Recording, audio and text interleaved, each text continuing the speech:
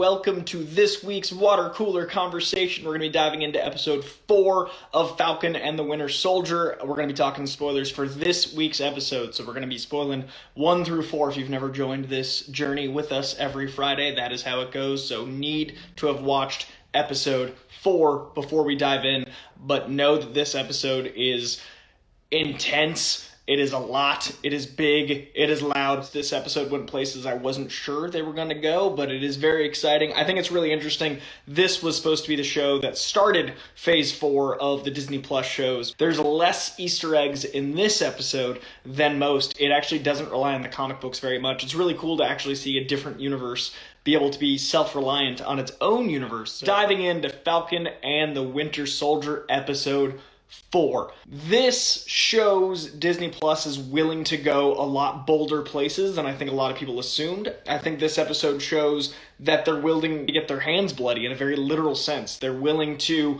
make sure to tell a story beyond the Disney branding. This, to me, gives me a lot of hope for not just Deadpool and things like that, but also the integrity of what comic books get to be. There are darker storylines. There are storylines that lean out of some of the propaganda elements that people call these movies.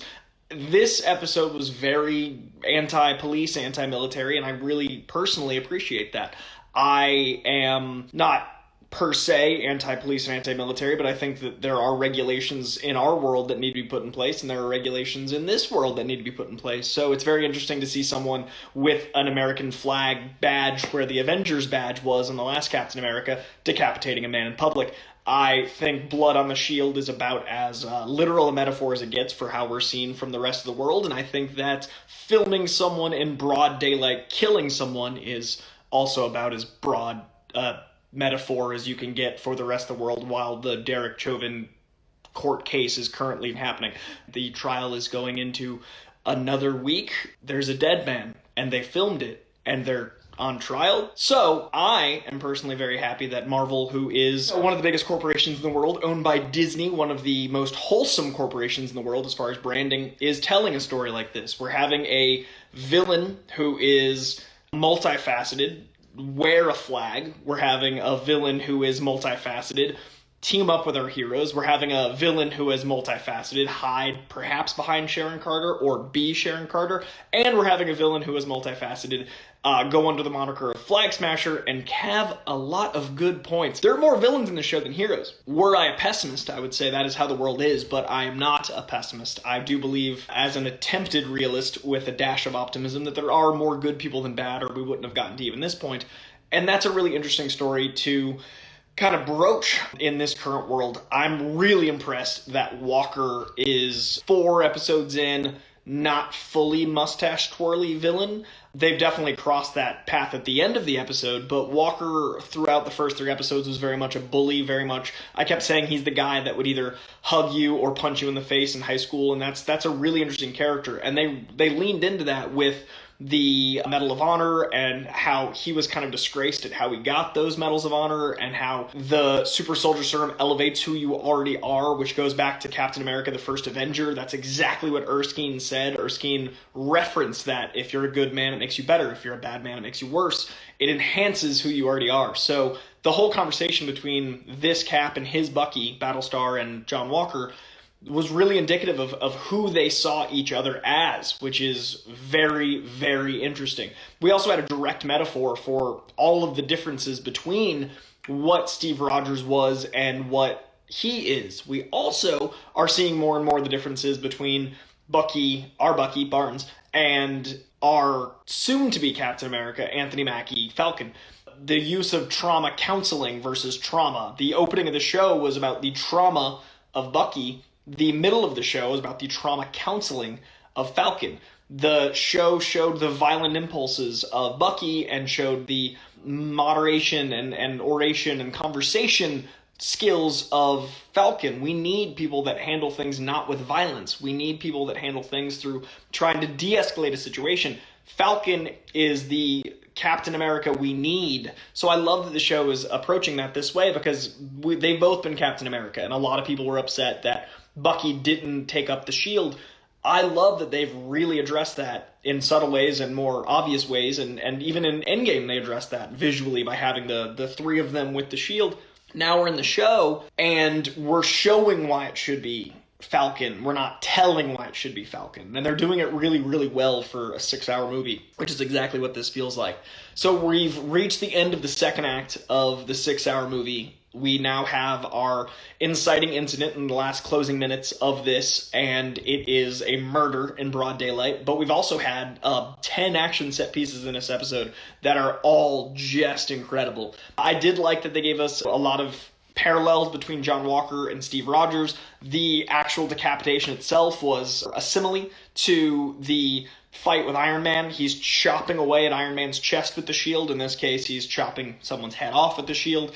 Beautifully showing the difference between Steve Rogers and John Walker is that Steve Rogers stopped. Even in that rage against his friend, he also was wearing a suit of armor, so he wouldn't have done that if he wasn't. That was a very beautiful tie-in. We also got a fun Bucky reference with the arm sling. I don't know if you guys noticed, but in Winter Soldier, he kind of like adjusts his metal arm back on, and in this one, when he puts the arm back on, he does his thing. There's a bunch of really fun visual callbacks throughout the entire series to this episode, which I really, really dug. But what I really liked with this episode was it was all of the action we could have asked for and more, but all the dialogue was really special. Every time we had a moment of conversation, it was good. Every time we had a moment of conversation, it moved the plot forward. I've said this every week. I really am upset with how entertainment journalists are approaching covering this show. The first episode was seen as slow-paced, which I disagree with personally. The second episode was seen as this is how it should be done, which it had problems for me in pacing, so this is just me disagreeing with these entertainment journalists.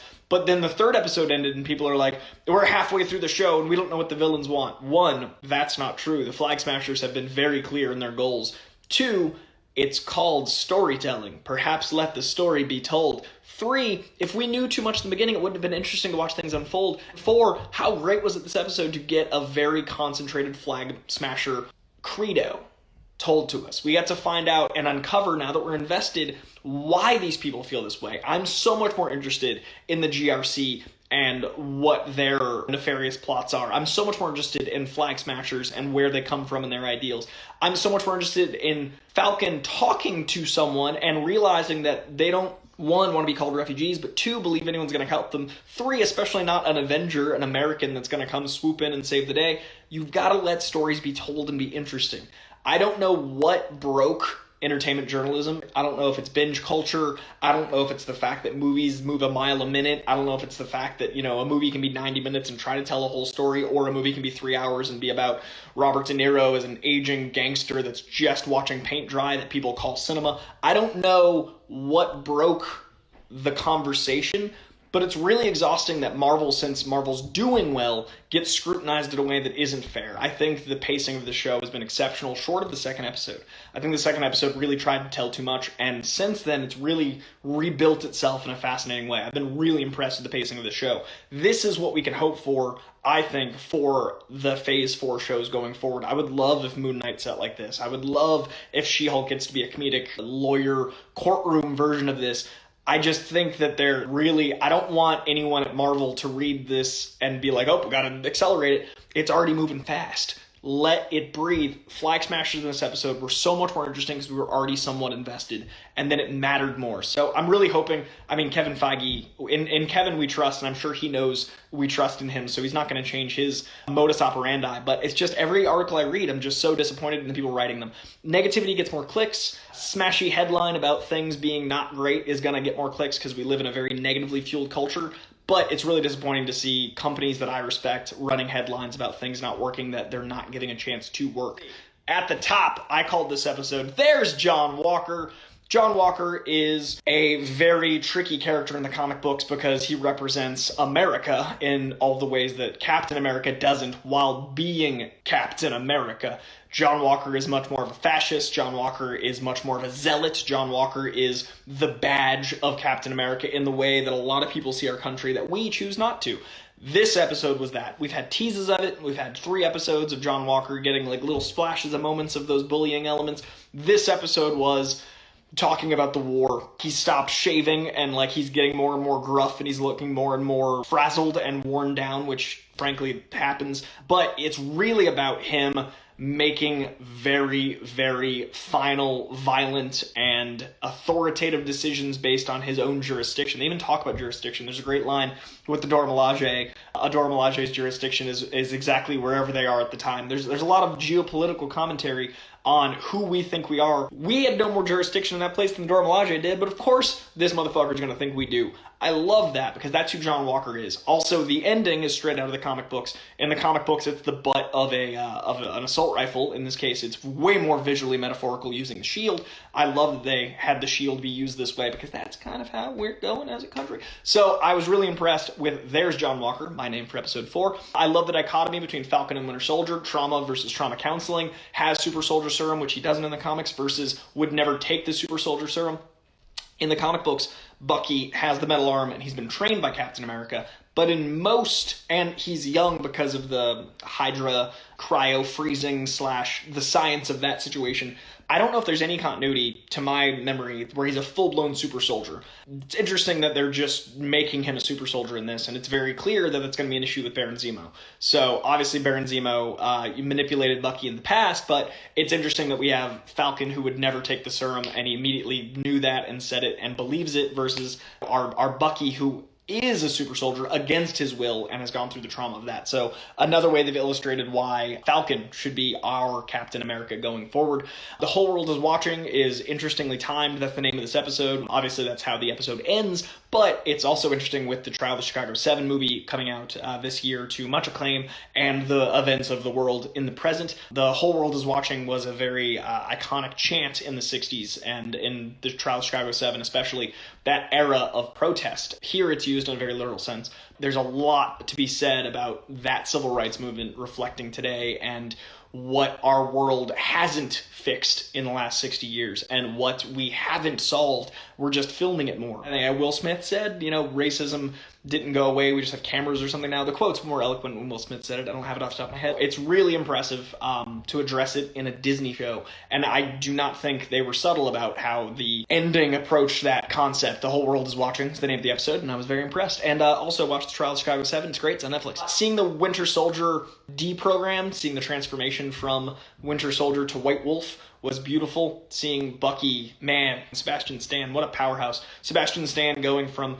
still composed, trying to be composed, breaking, fearing his losing control, crying about all of that, and then crying tears of joy in the course of 45 seconds. The sheer tears of emotion and that performance was just incredible. The opening of the show was just, and also hearing White Wolf is always going to make me happy. I love Sebastian Stan as Winter Soldier. I love Sebastian Stan as an actor. He is a force. Wakanda was dope. Hearing that score, man, I'm always going to get excited when I hear the beat of Wakanda. I think it's Ludwig Göransson's score.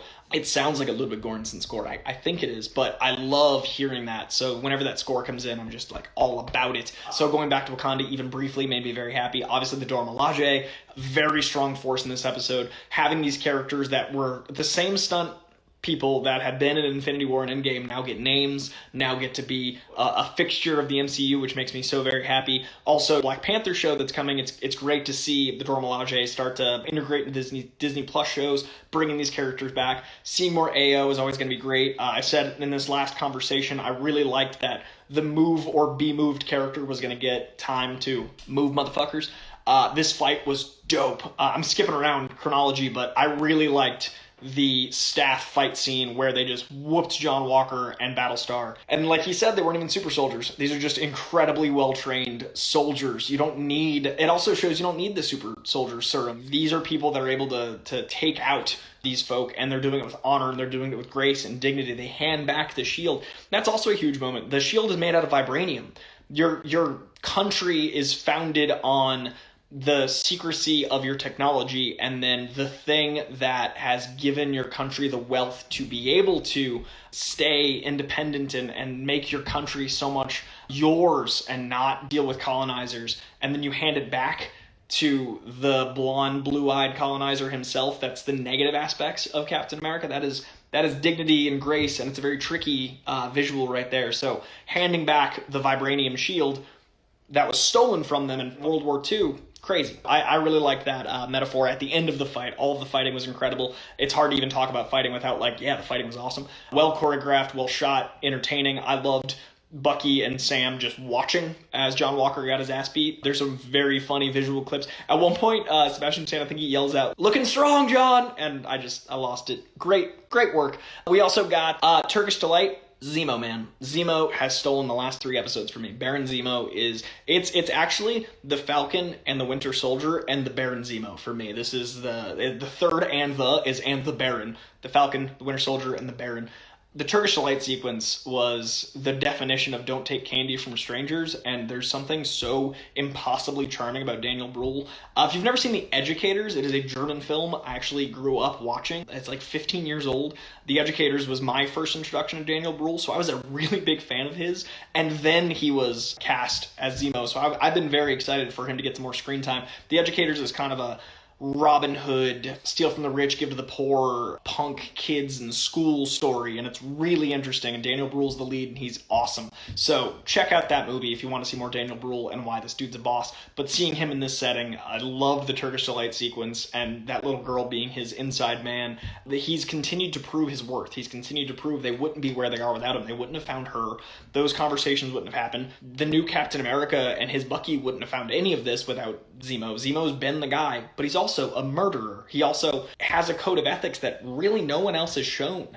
I think the only people that have a moral code that's clear are Falcon and Zemo. Zemo's doing it incorrectly, but it's very, very important to show that the code, he smashed the super soldier serum. He did stand by as the villain and have that code of ethics to destroy those things. Also, I'm pretty sure Turkish Delights might have been a Narnia reference. In The Lion, the Witch, and the Wardrobe, they used Turkish Delights to convince, and I think that was like, we're going to Narnia, a happier place. But either way, very impressed with Zemo at all times. The whole sequence with his lair and the beautiful stars in the window behind him, all of that was just stunning imagery. His line about acolytes and being gods and how we can't live in a world with more gods, all of that dialogue was genius. I want the Thunderbolt show so badly. I want the Baron Zemo, Daniel Bruhl hour weekly very badly. Give me that Thunderbolts. And as my manager in the chat, Armada Partners, reminds me, he was also the voice of Lightning McQueen in the German Cars. So he is already a Disney company man because he voices Owen Wilson's own Light McQueen, but in German. Also check out Rush. Your homework, Cars in German. Rush. The Educators. Have yourself a Daniel Bruhl dance for an hour, and also watch a lot of his work. He's truly incredible. The Baron Zemo show. When he says John Walker, Captain America, that was so painful. Hearing him say it, and he's such a dick. I love the arrogance in his voice. I love the John Walker, Captain America. Because again, it's not mustache twirly. It's just hyper arrogant, and that is some ways what we are as a country. So I was really impressed with how under your skin that got. We really hate this guy, and it's because he's doing a good job. Don't get mad at the actor. I've seen a lot of hate for Wyatt Russell, but he's crushing it. We need to hate him. Wyatt Russell is an incredible actor. I don't understand people being like, but he's the villain. Yeah, it's his job to make him hate us. Correct. So Wyatt Russell crushing it just with that single line. Very impressed. John Walker, Captain America, that line is exactly how it should sound, straight out of the comic books. The Cap with the gun over shield is a callback to the first Avenger. It's interesting, the body language. There's the shield and then the gun outstretched in First Avenger. There's a confidence to that. And then there's the hiding behind the shield, John Walker use.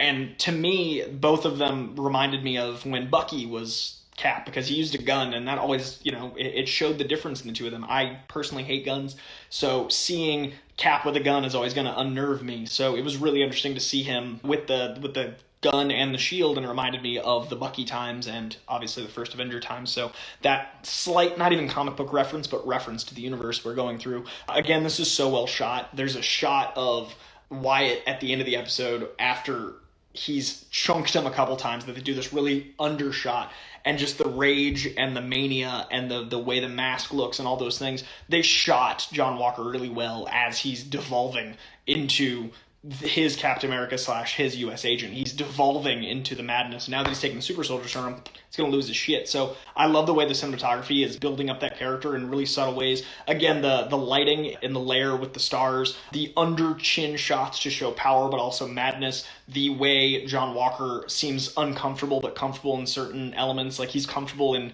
violence but uncomfortable as Cap in other ways. There's a lot of really well shot frames. Also, every time they shoot Baron Zemo, the power and the swag is off the charts. Cinematography, Flag Smasher's cause is beautifully optimistic. I actually really love the Flag Smasher's cause. I'm a fairly, so spoiler alert for Coy Jandreau, fairly liberal human being that wants the world to be equal instead of a power structure that causes death and suffering.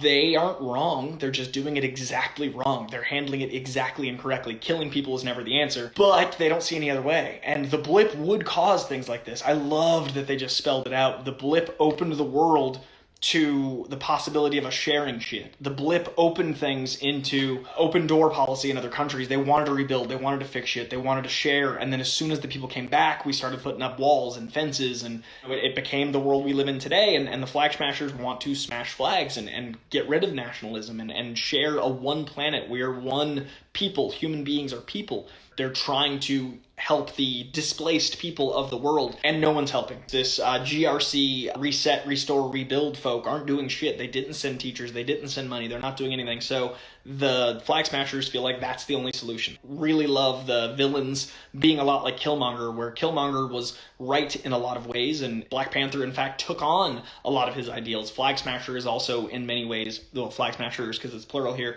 right. And I feel like we're going to get that with Anthony Mackie adopting some of those ideals when he becomes Captain America. It's going to be interesting to see a Captain America that represents people instead of America, and I think it's going to be an interesting conversation going forward with Captain America, obviously with the name Captain America. Also, the Patch Act was mentioned. Patch Act, to my knowledge, is not from the comic books. There is no Patch Act to my memory. I know comics pretty well. I don't think there's a Patch Act, so I'm curious what that is referencing, if it's going to be a new thing to the MCU. Obviously, it will be in some way, but if there's going to be elements of other statutes from the comic books they utilize, Patch is obviously Wolverine, and they did reference Madripoor. That's not this Patch, though. It's not a Wolverine reference.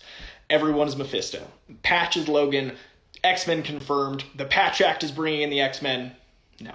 I love that, again, losing a Bucky turned a person into a full-fledged Captain America, in this case, a Captain America villain. When Steve lost Bucky, that really shaped who he was as a person. It made him better. When John lost Bucky, it shaped who he is as a person and made him worse. So it's kind of like the losing a Bucky is the catalyst to the super soldier serum. So they both lost a Bucky, and they both became who they were meant to be. One became a douche, one became a hero. I love parallels. I love these beautiful side-by-sides. Bucky knife made me very happy. The whole fight sequence with the knife mirroring the Winter Soldier. One of my favorite fights in the entire MCU is the knife fight in the Winter Soldier, and seeing that get referenced and brought back warmed the cockles of my heart. The whole knife sequence, especially with John Walker going like, why knives? And then you get to see why knives, because Bucky gets to own with them knives. The little toss catch, again, very happy boy. Very, very happy throwback. The No Serum Mackie conversation was very genius. I really enjoyed the speed at which he made Zemo realize who he is, and also made us as an audience realize who he is, and also made us endear to Zemo even more. That one little conversation showed why Zemo's an interesting anti-hero, why he could lead the Thunderbolts, and why Anthony Mackie should be Cap. That little sequence of the no, I wouldn't take the serum immediately was fascinating. Zemo just being damn quotable, pulling an El Chapo. I love that El Chapo's canon in the Marvel Universe, and that's how he escaped under his shower, and now Zemo has made a tunnel, or had a tunnel under his bathtub, which you need. You need, an escape route, which of course Zemo would El Chapo his way out of this. It was genius. And the quotes, man, the dialogue from Zemo. One, delivered masterfully by Daniel Bruhl, but the writer needs some love here. Again, acolytes and gods, all of that was genius and very Zemo. The conversations, even the little subtle things. John Walker puts his hand on his chest, and he doesn't forcibly move it. He's dismissive. John Walker's nothing to him. He doesn't matter. He's just a man. Baron Zemo's motherfucking Baron. Move. I loved the little things about how Daniel Bruhl plays Zemo. Every new show gets to be, my favorite villain. Recency bias is a real thing, but I do say comfortably Baron Zemo has cracked my top 5 villains. I used to say, I would argue Civil War is one of the best Marvel movies because of the villainy being not super heroic, not super villainous. The catalyst of Civil War was someone outsmarting these heroes. I love when intelligence is a power. Zemo did that in Civil War and caused all of this to happen. Civil War was the X in what turned into Endgame. Pre-Civil War was building the Avengers. Post-Civil War was disassembling them. That was all Baron Zemo. He's been an architect of the demise of the Avengers from the jump, and he's done it with his brain for reasons that are fair. He lost his wife and child in Sokovia. His origin is very understandable, more than most. And he's executing that beautifully here because he's still manipulating the others. He's still Machiavellian, and he was reading Machiavelli in the last episode. He's still doing all the things from a place of, well, that makes sense for the character. and he's doing it with charm and grace, and he's very quotable. So he's probably my top 5 villains within the MCU. I gotta give Killmonger, Thanos, the OGs of the whole universe some love, Loki, Hela, but Baron Zemo's right up there, and he's doing it with so much charm. And I totally think Sharon is the power broker, but it seems so obvious that Sharon is the power broker. I could see that being a bait and switch. I said it last episode, but this episode especially, with how she was acting nefarious and like strutting in the cavalcade, and like she's just getting around the barriers and like nodding at everybody, and then she's got satellite use and like seems very supervillainy. She's clearly got ulterior motives towards how she's talking to Falcon, so I would assume that makes her the power broker, but again, that could be a very obvious mislead. Maybe it's Thunderbolt Ross. Could be the man who wanted to make sure no one had power over him in Infinity War and Endgame, a man who's obsessed with military complexes, a man who's obsessed with control through military strength, who might be able to get Sharon Carter back in the state. Maybe it's a diplomatic immunity situation. If she helps him, scratch your back, you scratch mine. Thunderbolt Ross would turn out to be the Red Hulk later, so that'd be a cool way to set up the Red Hulk and that whole power structure. Thunderbolt Ross is also in the Thunderbolts. No relation between Thunderbolt Ross and Thunderbolts, by the way. Thunderbolt Ross was introduced in the Hulk comics in the 60s. The Thunderbolts were introduced until the 90s. Very different Thunderbolt, but ironically, he is a member of a later iteration of the Thunderbolts. All of that being said, that could turn Red Hulk, power, all those things. I would say Sharon Carter is my most likely expectation for Power Broker, but I would say Thunderbolt Ross is probably my second assumption of who the Power Broker might be. This episode was very impressive. I think my favorite episode still is episode 3 because of Madripoor, but it isn't a matter of, holy crap, this show gets better and better. So even though my favorite episode is episode 3, I see how this episode is an improvement on everything before it. It's done a really good job of building. The crescendo is going to be crazy. Next week's going to be nuts because you remember, they've got to leave time for episode 6 to have the denouement. They've got to leave time for a resolution. So next episode is really going to just be a fever pitch, end on a cliffhanger, and then, also this week's mascot is the Tobey Maguire face. This is from Spider-Man 2, and it's, you can take his little mask on and off. Yeah, Tobey Maguire, everyone. He is the mascot of the day. All right, you lovelies, that shall conclude our weekly water cooler conversation about Falcon and the Winter Soldier episode 4. We'll be back right here, same bat time, same bat channel, next Friday, 10 o'clock, talking about episode 5. Very excited to see where Zemo ends up, what happens with John Walker wielding that shield, how Bucky and Falcon possibly take out a super soldier with government permission, all of these things, plus Flag Smasher, plus hopefully more dancing. Always a pleasure, guys. I will see you next week. The Late Con with Coy Jandreau, Twitter, Instagram, you're already here. TikTok, CoyCast. Follow me on things. I love you guys. Every day, putting out new stuff. I just want you there. I appreciate you. We'll see you soon. Read some comics also. Understand why I love this stuff. Okay, bye guys.